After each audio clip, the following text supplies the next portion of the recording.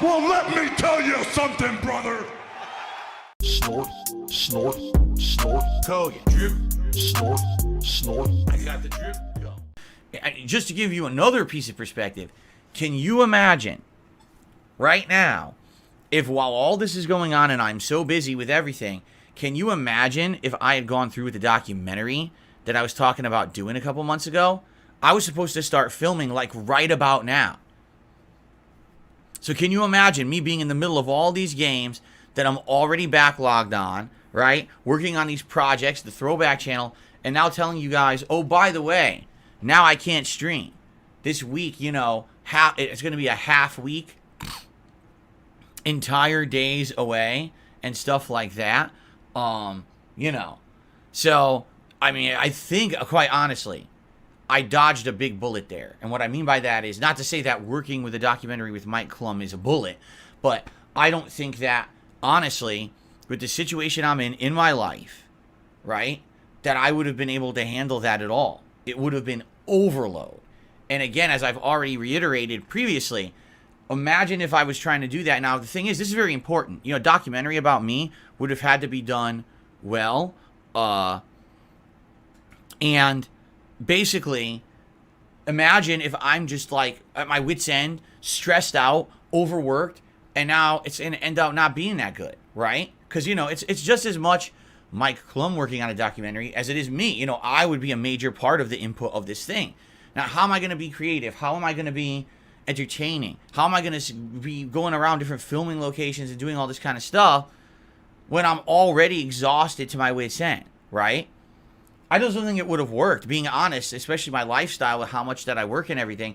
Imagine if, like, these weeks, I was like, by the way, guys, 3 days this week I can't stream at all. The other 3 days, it's half days. Just because I'm, you know, filming all over the place. Oh, by the way, I also have to work on my taxes this month. Oh, by the way, we're in the midst of 300-hour games that I'm never going to finish, and there's more coming that I have to skip all of them now because I'm working on a documentary, right? See, I think the difference here is, when you look at someone who can work on a documentary, I'm going to be honest, it's probably someone who just has a lot of time, that they're not particularly doing something too important with their time, that they have time to do that shit. I don't, right? Like, I'm just constant. Everywhere I go is work, got stuff going on here, busy with my personal life. You know, I got shit going on. Yeah, I don't have time to just drop everything and just be filming. So, honestly, I do think that I dodged a bullet there. And then on top of that, people are saying, I guess, that Mike Clum is now working on a documentary with this guy EDP. Now, here's the thing. I know absolutely nothing about this guy. I've never followed him. I never watched his content. All I know is that he's infamously known on the internet that apparently he was caught out trying to meet with underage girls. I think that's what it is, right? I could be wrong, so don't quote me on that.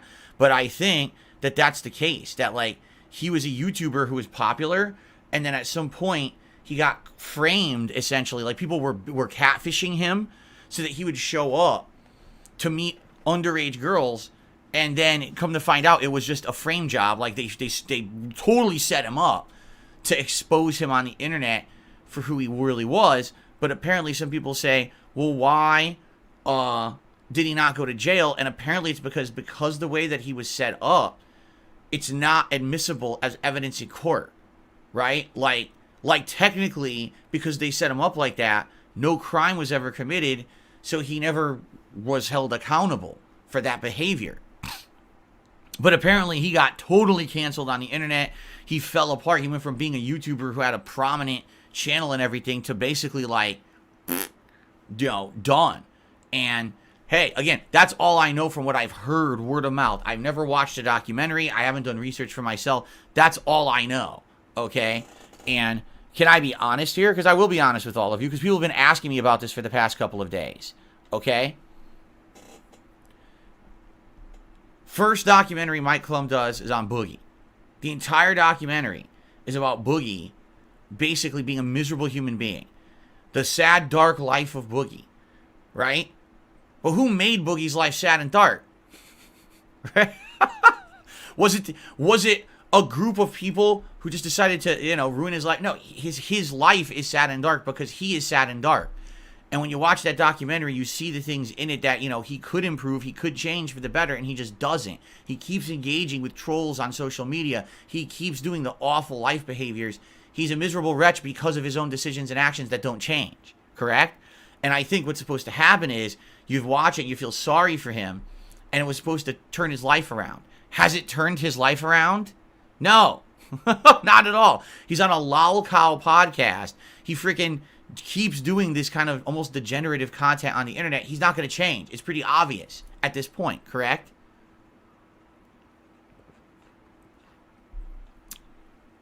So then, you know, Mike Clum comes to me and says, I want to do a different kind of documentary with you.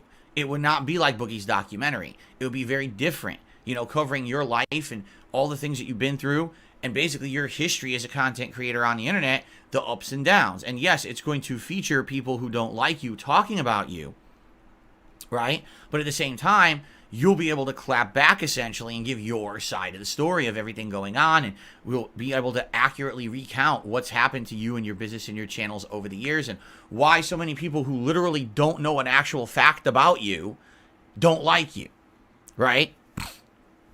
And I like that. I absolutely like that idea, right? And that was essentially what we were going for. It was supposed to be a fair level documentary that's going to cover the good and the bad.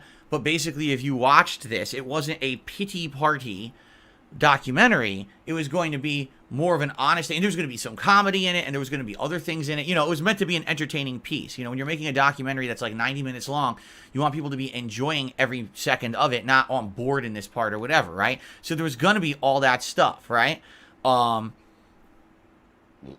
of course, you guys were very apprehensive about it, saying, you know, I don't know if this makes sense to do, because the only documentary that Mike Clum's done up to now is this Boogie documentary that doesn't sound like that, right? It's like basically he turned Boogie. Well, he didn't turn Boogie. Like, this was their idea, you know? Basically, what he wanted to do was make Boogie look pathetic so that people would feel bad for him. And I said, that's not what I want at all. That's not what I would want out of my documentary. I'm not sad. My life's not dark. I actually have a really good life, you know, in regards to my work and my personal life. Just because a million people on the internet talk shit about me daily doesn't mean that I'm not actually in a positive place in my life. That's great. It's the opposite situation of Boogie, right? So, basically, the way I see it, it would have been very different, okay? That's essentially what was discussed. That's what we're going to work on, a different kind of documentary. But now you're going to tell me the next documentary Mike Clum's going to do is this guy, EDP, a guy who literally went from YouTube popularity to being exposed supposedly, and I got to say that because I don't know if there's concrete evidence or not. I can only tell you from what I've seen and heard hearsay on the internet. Supposedly, he was exposed for pedophilia, or at least accusations of pedophilia, was canceled, and literally no one wants anything to do with this guy anymore, right? So I guess the question is, what's the story? Right? And maybe that is the story, is to find out the true story of what happened. But from what everyone says, it's like a slam dunk case. Like, it's not like you can dispute it and say, oh, it was fake. Like, it happened. He was exposed for it, and that's why he got canceled, and that's why he's not prominent anymore, you know. So the thing is, I didn't even know anything about it until you guys told me a couple days ago. You're like, are you aware that Mike Clum's working with EDP? And I'm like, no. And then, of course, it starts showing up in my feed. Boogie has met with EDP, and they're sitting down to eat a meal, and the meal is like a bunch of Big Macs and powdered donuts. And I'm looking at it, I'm like, what the fuck? All right? Like, no, really, what the fuck? Two guys who are grossly obese sitting down to eat Big Macs and donuts together. Does that make any sense? Logically? Morally? Does that make any fucking sense? To have two guys sitting down doing that? No. They're killing themselves, right? It's awful. Why would they be doing that? And then I guess they released a bunch of other, like, production stills of, like, EDP posing in front of a camera dramatically for what's going to be a documentary. And, you know, to be honest here, I think that's about it for me. Well, you're going to tell me that there's going to be a guy who essentially has been exposed for pedophilia on the internet, canceled because of it. What's the story to tell there?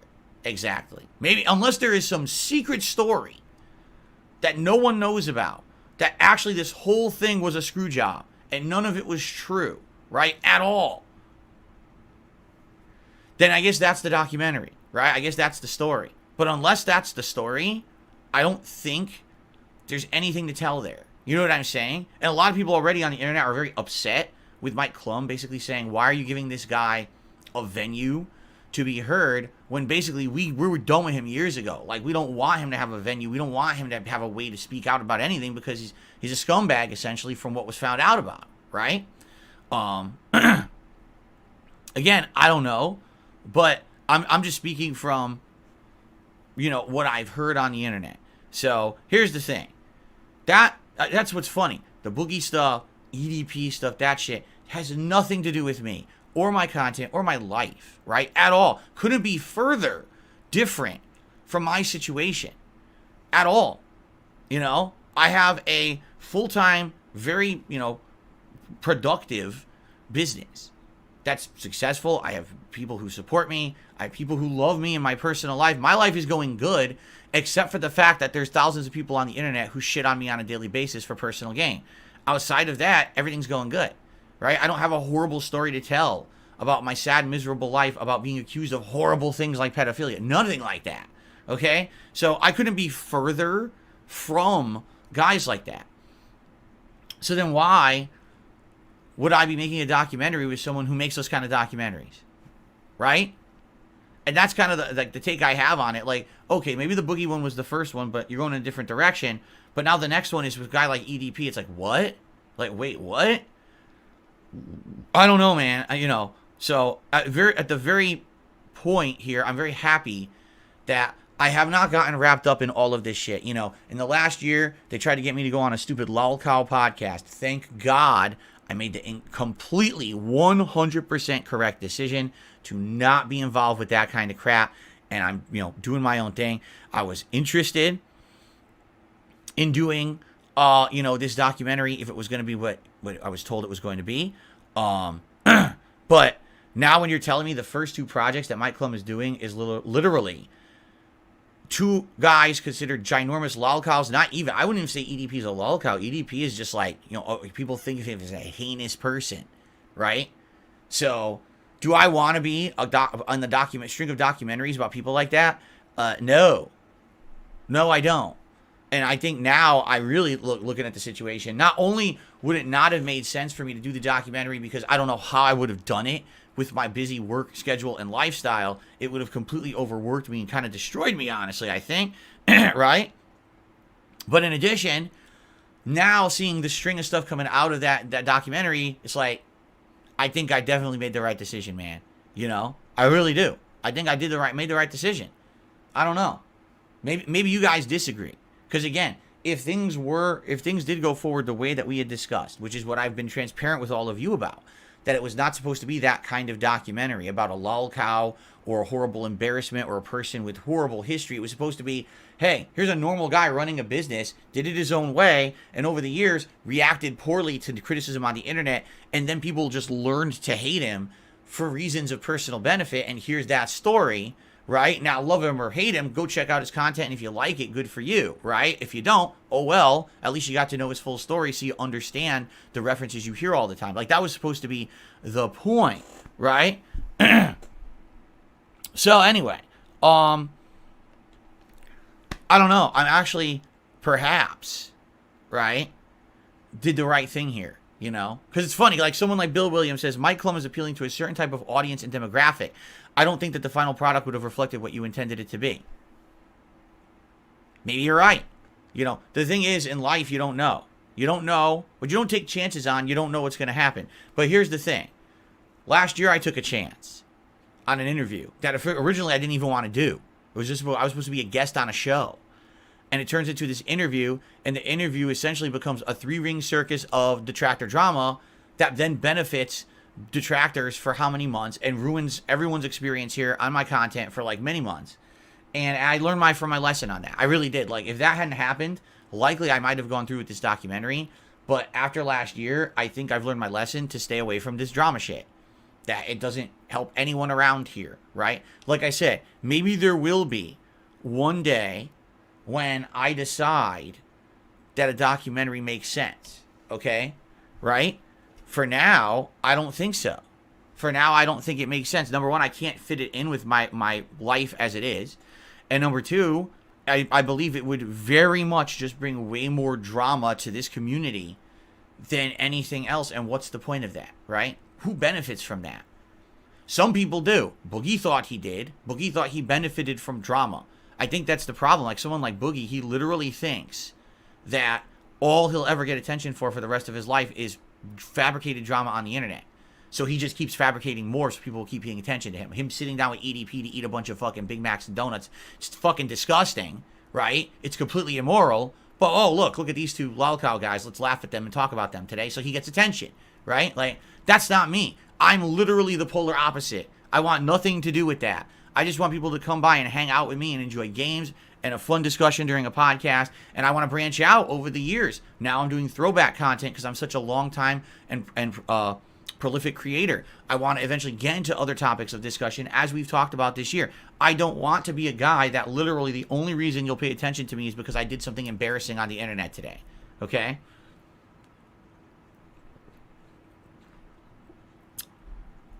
So,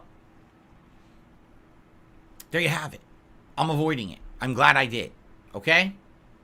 So there you go. And no, some people are being so stupid because, again, what is it with these people who think that life is black and white? Because, like, literally now people in the chat, oh, so that means Mike Clum is a detractor. No, it doesn't, stupid. And just saying that is incredibly stupid that you would even say something like that. What are you talking about? Life is not black and white. I keep telling you this. There's many shades of gray and many compromises and middle-of-the-road things. This is where reality is. It's not either someone absolutely loves you or absolutely hates you. Either they're your biggest fan or your biggest detractor. No. I feel like Mike Clum would have done a neutral take. I do believe that. Like, he would have done a neutral take where, you judge for yourself, right? But the fact is that when his history is Boogie and now EDP, these guys that are, totally different from me, but almost similar situation to themselves, what does that mean for what this documentary would have been observed? Because here's the truth. In life, it's not about what's real. It's about how it's perceived. That's actually a really good point. In life, it's not about what's factually true. It's not about what actually happened. It's about the perception of reality. Because it doesn't matter what the truth of the matter is. If everyone believes something else, then that's their reality. And that's the situation with me. Is that even though I have nothing to do with Boogie, I have nothing to do with EDP, I have nothing to do with Wings of Redemption, I'm nothing like any of them. People will constantly group me into them anyway because the perception is told to do that by a mob of people on the internet, right? So, that's the truth. Even if I did a documentary, right, that really did cover me in a very fair way and actually showed both sides of the equation and actually fairly covered everything going on, right? Guess what would have happened? People still would have said, wow, look, this is the documentary that exposes Phil and does horrible things. What? They still would have said that. I really believe that. Like, again, I don't think I'm ever going to get a fair shake. I don't think that would ever happen because it seems to me like no matter what, there's always an underlying agenda on the internet of, cancel culture, fuck this guy, he's the guy who we've hated on for over a decade, let's just keep that bandwagon rolling because it always gets us the lulz and gives us content to talk about. I mean, again, I'll go back to the reference to that Turkey Tom documentary from in the fall, right? He does a documentary and a lot of people are saying, it's not that bad, Phil. There's some things in there that you probably disagree with, but it's not that bad. It's mostly a neutral take, right? And I'm considering doing an interview with the guy about it after the fact. And then come to find out, the guy's going on a podcast called the Lolcow Podcast, appearing as a lolcow farmer to milk people on the internet for drama content so he can make money. Like, literally, that's the premise. Then he's saying in videos about me, well, I think I've milked Phil enough. And he says that's disgusting, right? That's the mentality of a lot of these people on the fucking internet, is how much can I milk out of people for personal benefit? So, no, I don't think that I want to be milked, okay? I don't. I'm done with this nonsensical stuff. I'm just going to do my own content, okay? And, it is what it is. There's going to be ups and downs to that. There's going to be times when I'm playing a prominent game, there's something exciting going on, and people are interested. There's going to be times like literally right now where it's a million RPGs and people have burnout and they're waiting for new content that's different, right? And that's the case. And it's never going to be, you know, that situation where we're going to always have prominence or attention. But as long as I have a positive viewer base who come and support me no matter what I do, I'm good. And I have that. I do have that. So I'm happy and grateful for that. Maybe that's why I'm different from all the others who they have to make drama in order to get any kind of attention or popularity. I don't have to do that. I can still be successful without that nonsense. And I'm happy for that and grateful for that. Because if that were the case, if the only way I could get noticed was drama, then I would stop making content entirely. Really. I would just quit. Okay? I would have enough. I'd be like, that's enough of that crap. So. What just popped up on my screen? Oh, okay. Never mind. Nothing bad. Okay. So. There you have it. And, there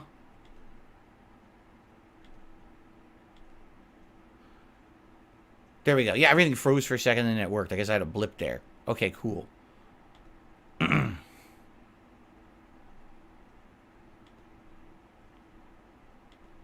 Are we good? Oh, let's hide this guy. Yep.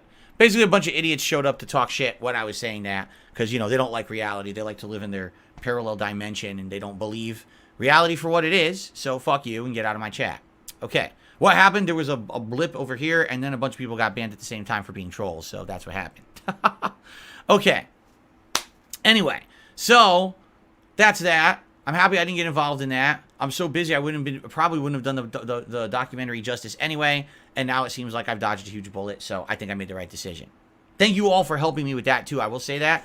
If it was only through your actual feedback, your actual input, that allowed me to make the proper decision. If I had just, you know, again, kind of rolled with stuff, I probably would have done something that I regretted, you know. And you got to look at the climate and the atmosphere around you, and you got to read the room. And essentially, what many of you said at that time was, do not involve yourself with that stuff. It's going to be it's just going to be detrimental to you and everyone around you. And I think I made the right decision. I think you guys were correct. And I think that we're on the right track right now. Okay? Let's keep it that way. Let's separate ourselves from that shit. That vortex of toilet shit that wants to spin around in YouTube, right? Okay. Anyway, so thank you guys for helping. I got the drip going. I got the drip going. I got the drip going. I got the drip going. I got the drip going. I got the drip going. I got the drip going. It's like a faucet that's dripping. You can't make it stop. So what do you want me to do? Have a mute button that every second I'm tapping the mute button just in case I'm gonna have to clear? Like, this is what I mean. These dumb kids. This is what it is. It's dumb kids.